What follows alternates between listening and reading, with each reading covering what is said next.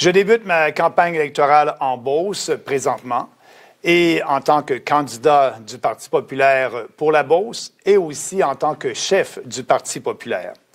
Le Parti populaire est prêt pour cette campagne électorale-là. Nous avons, au moment où on se parle, plus de 310 candidats sélectionnés, approuvés et qui sont en campagne présentement pour défendre les intérêts des Canadiens. Je ferai une campagne pas toujours en Beauce. Je viendrai en Beauce une fois par semaine et je ferai une campagne nationale. On n'a pas les mêmes ressources que les partis de l'establishment, mais le Parti populaire va faire une campagne partout à travers le pays.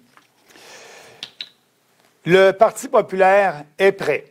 Oui, nous sommes prêts avec nos candidats, mais aussi nous allons faire une campagne vraiment différente des campagnes électorales des autres chefs des autres partis, puisque nous allons faire une campagne basée sur les idées, des idées qui représentent les valeurs du Parti populaire, la liberté et la responsabilité individuelle, l'équité et le respect. Pour participer au débat des chefs, comme vous le savez peut-être, la commission des débats a changé encore une fois ses critères pour essayer d'exclure le Parti populaire du débat des chefs. Et le réseau TVA nous a exclus, malgré le fait que le réseau TVA, selon eux, est en faillite. On leur a offert 75 000 $ et on n'a pas eu de réponse. C'est injuste puisque le Parti populaire a eu plus de votes que le NPD à la dernière campagne électorale, 5 % du vote, 840 000 personnes qui ont voté pour le Parti populaire. Et la Commission nationale des débats a créé maintenant 2 nouveaux critères pour qu'on puisse participer au débat des chefs, c'est-à-dire avoir 310 candidats partout à travers le pays.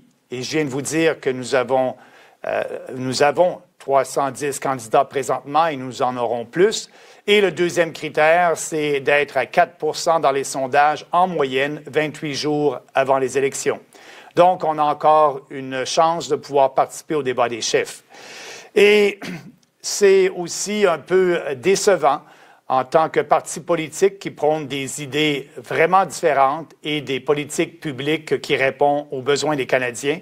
C'est vraiment décevant que les médias traditionnels, je pense au journal Le Devoir, qui a publié une grande page en faisant exception du Parti populaire comme si on n'existait pas. Je tiens à vous dire qu'on est là et on va faire campagne et je souhaite que ces journalistes professionnels qui ont un code d'éthique puissent couvrir à tout le moins les activités du Parti populaire. Les libéraux et les conservateurs font une campagne contre le président Trump. Nous allons faire une campagne pour les Canadiens. Et les libéraux et les conservateurs, d'après moi, c'est des faux patriotes. Parce que être un patriote, c'est défendre les Canadiens. Et c'est ce que nous allons faire avec nos politiques. Puis aussi, nous allons prôner des politiques qui sont pro-Canada, pro-canadiens. Et pour nous, ce n'est pas un slogan creux comme celui de Pierre Poilievre. Et comment nous allons faire ça? Bien, nous sommes le seul parti qui propose une entente, un deal avec le président Trump en mettant tout sur la table pour s'assurer de la prospérité de notre pays. Comme vous le savez, le Canada est en quasi-faillite. Le budget fédéral est en déséquilibre depuis bien des années, depuis l'élection de M. Trudeau. Et le gouvernement libéral a réussi un exploit extraordinaire, c'est-à-dire qu'en 9 ans, ils ont réussi à doubler la dette du Canada que nous avions accumulée en 148 ans. Il faut le faire. Et avec cette dette-là et ce déficit de 62 milliards de dollars cette année, eh bien, le gouvernement du Canada paie des intérêts sur la dette cette année de 52 milliards de dollars. 52 milliards de dollars, c'est l'argent que le gouvernement fédéral envoie aux provinces dans le cadre de la péréquation. Imaginez qu'est-ce qu'on pourrait faire avec 52 milliards de dollars pour aider les Canadiens. Et à cause de ces politiques fiscales publiques qui nous endettent et finalement, ça fait en sorte que les Canadiens paient beaucoup plus cher pour les biens et les services qu'ils veulent se procurer. Le taux d'inflation officiel au Canada est de 2 %. Mais la réalité est tout autre. Le vrai taux d'inflation, le taux d'inflation que les gens paient lorsqu'ils font leur épicerie tous les jours est à peu près 5 %. Et ça, parce qu'on a eu un gouvernement irresponsable qui dépense de l'argent qu'on n'a pas, mais qui n'a pas eu le courage de nous taxer pour ces dépenses-là. Il a décidé d'emprunter cet argent-là et on nous taxe avec la taxe d'inflation. Et aujourd'hui, bien au Canada, notre niveau de vie diminue. Et si on regarde les chiffres, on a le même niveau de vie qu'on avait il y a 10 ans. Les Canadiens s'appauvrissent et c'est pour ça que pour nous, c'est le temps des réformes pour reconquérir notre pays, notre souveraineté et notre prospérité. Oui, c'est le temps des réformes et le Parti populaire va proposer et faire une campagne sur 4 idées majeures, 4 politiques majeures durant cette campagne électorale-là. Premièrement, l'immigration. Nous sommes le seul parti politique qui va mettre fin à l'immigration de masse. Nous voulons un moratoire, rien de moins, une pause sur l'immigration. Pourquoi? Parce que l'immigration a un effet économique désastreux pour les Canadiens et aussi l'immigration de masse fait en sorte que nos immigrants ne s'intègrent pas à la société canadienne. Ajoutez à ça la politique du multiculturalisme où on incite les Canadiens, pardon, pas les Canadiens, les étrangers, à garder leur culture et à vivre dans des ghettos. Ces ghettos existent au Canada. Je pense à Surrey, en Colombie-Britannique, et il faut arrêter ça. Il faut avoir un moratoire le plus rapidement possible pour mettre fin à le déclin de notre société. Nous allons aussi prôner des politiques qui vont mettre le gros bon sens de l'avant, c'est-à-dire lutter contre les politiques woke. Les politiques woke qui font en sorte qu'un homme biologique peut aller dans une prison de femmes et un criminel homme biologique peut aller dans les prisons de femmes et aussi qu'un homme biologique peut participer à des sports féminins. Il n'y a seulement que 2 sexes au Canada, je le redis, il n'y a seulement que 2 sexes ici au Canada et partout à travers le monde, et c'est la biologie 101. Les théories du genre visent à briser l'idée de la société moderne et la société occidentale. Le fait qu'on prône au Canada sous le gouvernement Trudeau, et M. Poilievre ne s'est pas opposé à ça, la diversité, l'équité et l'inclusion. Pour nous, il faut mettre fin à ces programmes-là et prôner plutôt l'équité, au lieu de l'équité, l'égalité des droits, l'unité et baser une société sur la méritocratie.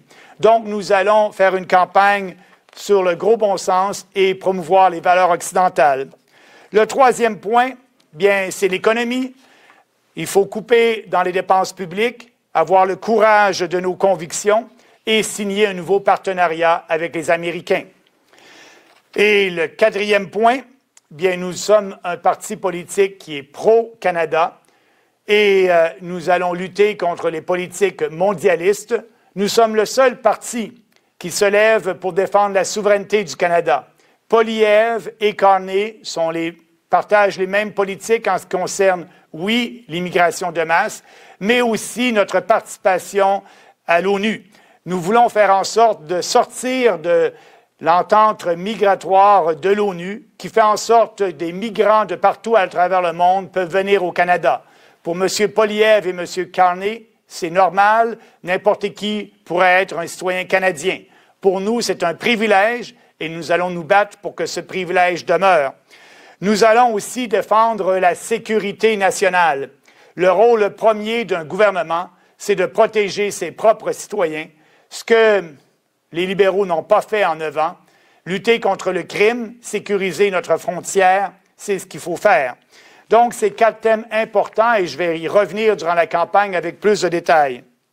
Ce que je suis en train de vous dire, c'est que le Parti populaire est la seule vraie alternative pour pouvoir regagner notre pays Et on fait de la politique avec des principes clairs et précis, contrairement aux libéraux et à M. Poilievre, qui n'ont aucune conviction et qui changent d'avis au gré du vent de l'opinion publique. Pour moi, Poilievre et Carney sont des girouettes, et je vais vous donner un exemple frappant. La taxe sur le carbone. M. Carney, qui était l'envoyé spécial de l'ONU pour les changements climatiques, a fait sa carrière internationale à promouvoir la taxe sur le carbone pour lutter contre les changements climatiques. Il a été le conseiller principal de M. Trudeau sur l'économie et la taxe sur le carbone. Et maintenant, lorsqu'il a été élu chef du Parti libéral, il a décidé d'abolir la taxe sur le carbone. Un autre flip-flop de la part de M. Carney. Pour M. Poilievre, pauvre Pierre, il voulait faire campagne pour éliminer la taxe sur le carbone, mais maintenant que les libéraux prônent la même politique que M. Poilievre, il a dû changer encore une fois. Et là, sa nouvelle politique, c'est d'abolir non seulement la taxe sur le carbone pour les consommateurs, mais d'abolir aussi la taxe industrielle sur le carbone. Il a livré des discours à la Chambre des communes pour promouvoir, il y a quelques mois, une taxe sur le carbone pour les industries. Et maintenant, il change d'avis pour se différencier par rapport à M. Carney. Donc, ces deux politiciens font de la politique basée sur l'air du temps et sans aucune conviction. Mais les deux, Carney et Poilievre, appuient l'accord de Paris sur les changements climatiques. Et tous les deux proposent de remplacer la taxe sur le carbone par une technologie de capture du CO2. J'ai une question pour M. Carney et M. Poilievre. Et les gars, avez-vous échoué votre cours de biologie 101? Pourquoi voulez-vous dépenser des milliards de dollars pour une technologie de capture du CO2? Nous n'avons pas besoin d'une technologie pour capter le CO2 et dépenser des milliards de dollars. Nous avons déjà une technologie très efficace et naturelle pour capter le CO2, c'est les plantes. Oui, les plantes. Le CO2 est de la nourriture pour les plantes et ce n'est pas un polluant. Moi, je dis à M. Carney et M. Poilievre, arrêtez de bullshiter avec ces anomalies et dites la vérité aux Canadiens que le CO2 est un gaz essentiel pour la vie et qu'on n'a pas besoin de dépenser des milliards de dollars pour enfouir le CO2 dans le sol. Le PPC est le seul parti qui va se retirer de l'entente de Paris, qui ne dépensera pas des milliards pour capter le CO2. On va le laisser aux plantes.